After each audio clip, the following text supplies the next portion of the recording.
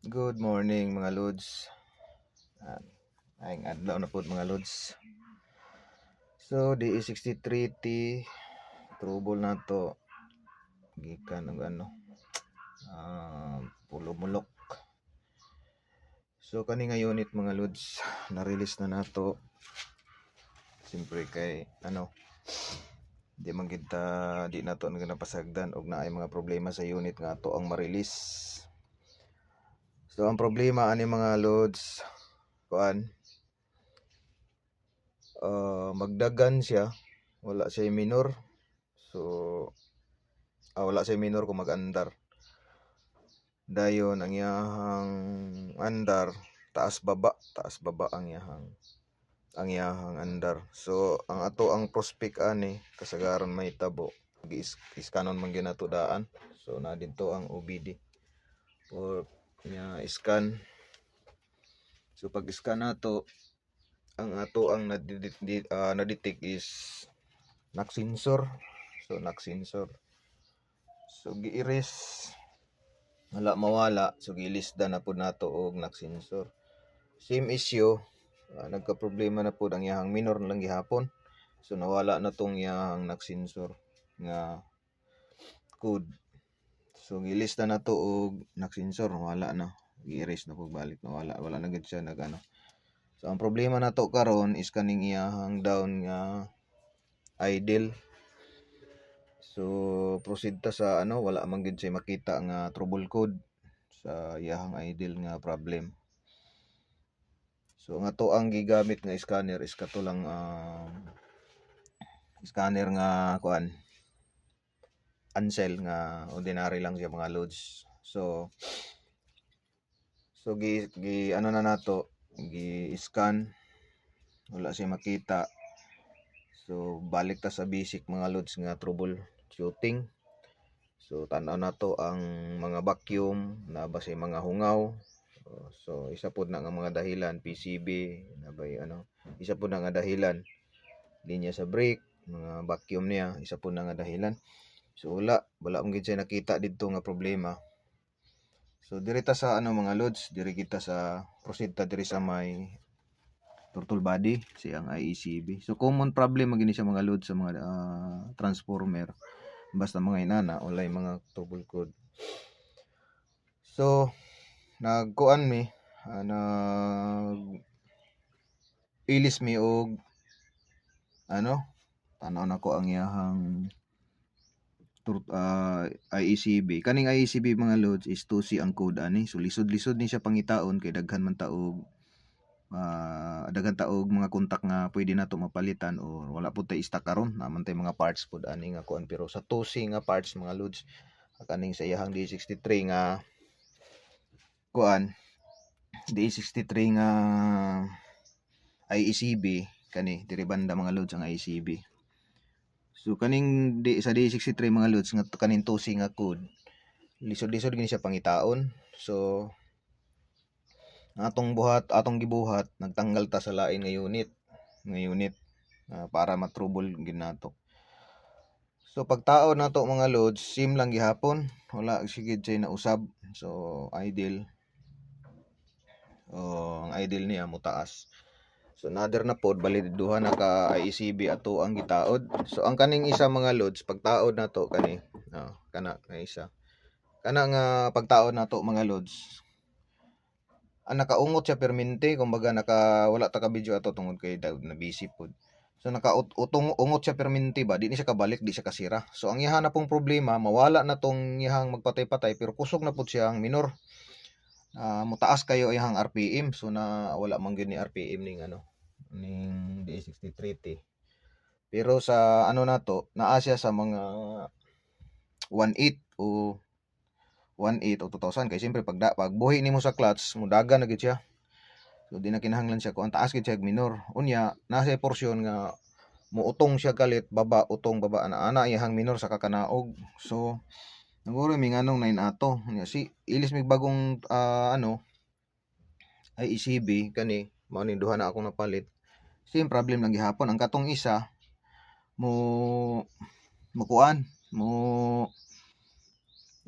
kanang dili siya mo trabaho, din ang kaning isa pod mo trabaho siya pero mupilit lang siya mga lods ba, dili siya kakuan. So naka-open siya perminti, dapat pag open niya musira siya balik para magsiya na magkontrol sa hangin nga mosulod gawas dito padung sa ihang intake. So ang problema naka-open siya perminti, di ang hangin perminti siya nagasulod, so kusog yang minor. So ang among gibuhat mga lods, wala mi gitanaw namo ning iyang force valve diri sa iyang vacuum diri mamanihang force valve.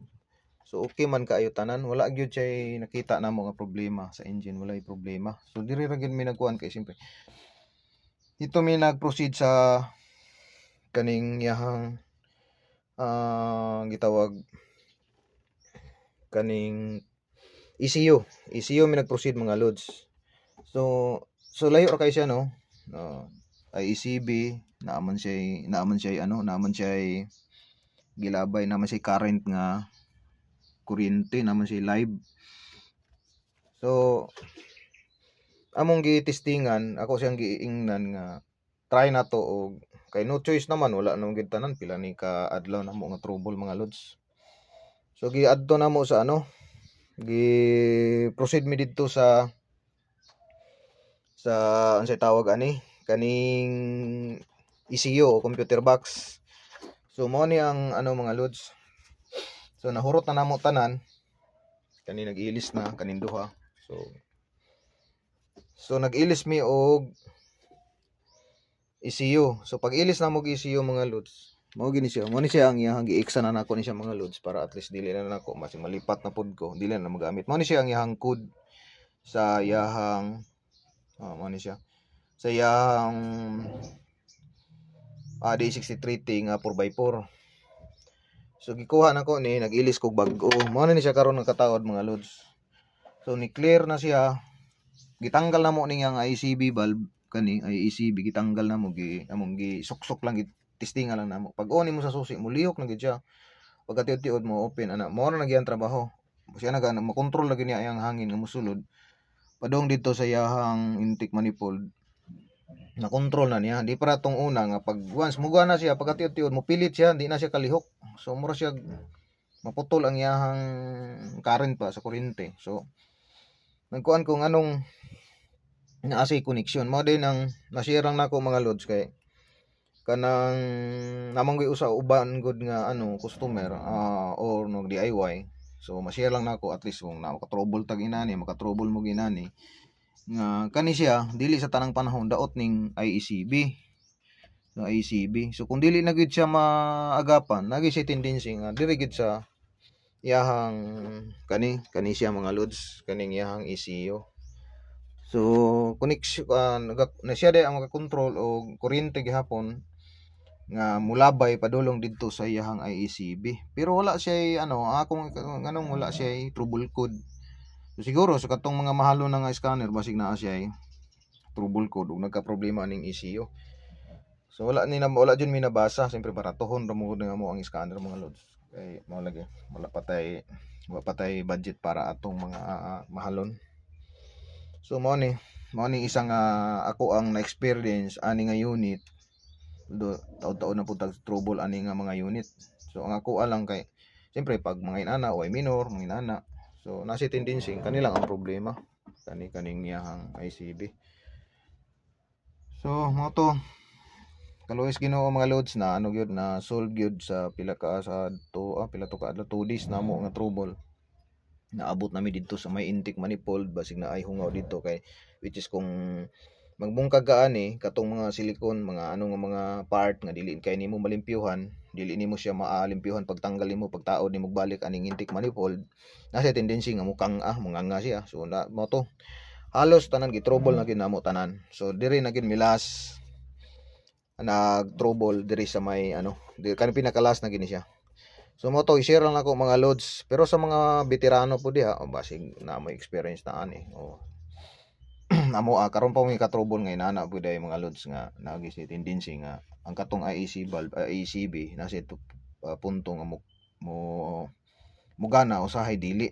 So ang gi-share lang mga loads mga idol basin og panggintahay karo kita mag DIY ta puli palit ta sige palit anang mga parts nga dili mao ang trouble. So pasalamat pod ko kana ko mga baligya mga savings pod nga mga parts nga pwede ra nato is testing. So basin og kanang sa inyo ha diretso mo palit nya mao lagi palit nya sige lang palit nya mo na pud mog daot at tuon na pud ninyo tong mga tindera dito nagbaligya ang mayon mog daot ang ICB daot ang ICB mga inana nga kuan. So klarohon lang nato ni mga lods nga kanang dili ta diretso mo palit dayon. So dili ta diretso palit ug mati ka testing og data na may shop. Para sa mga diri mga loads nami shop nami gina-testing ginamo kung unsay daot mara pud toy ilistan, mara pud toy bayaran, mara pud toy paliton. Namang usahay gyud nga diretso. Pagpalit sige order amingon daot na pud ning inyohang daot na pud ning ICB nga palit, daot na pud. So walay daghan kay kang mapalit nga parts kung inana ang troubleshooting. So at-least ginamo mga loads nga kanira gyud ang daot. Kanira gyud ang ICB ra gyud ang problema. Ay kaning ECU ra gyud ang problema. So experience napalit kung itahay manggali og namalita makapalit kita og mga parts nga dili siya daot.